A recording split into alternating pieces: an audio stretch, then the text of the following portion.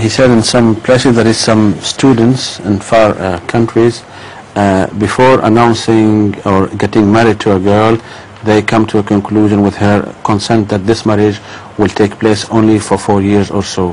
What is the Islamic point of view about this kind of marriages? This is definitely wrong and forbidden. This is sort of muta. Marriage is for life. It may break, but abzaqul halal in the law at-talaq. So, if talaq is included in the preconditions, the marriage goes wrong, kaput, nothing of the marriage is left.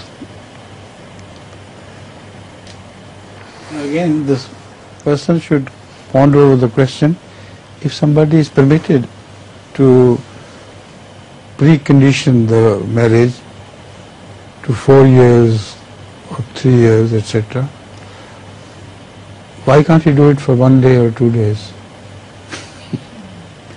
You see, one mischief will always lead to another.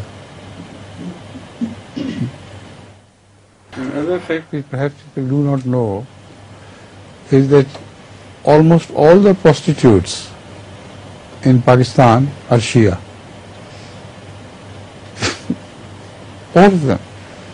Because the Shia ulama can tell them that yes, you can make a nikah, temporary nikah with anybody, every day. Every night have another husband. And you don't have to have the nikah announced properly by a mullah. But perhaps they keep their mullahs as well, who daily declare all of them to be married, and daily divorced. So this is all a joke with religion, filthy religion. It's worse than what's happening elsewhere in the world of Christianity, etc., etc.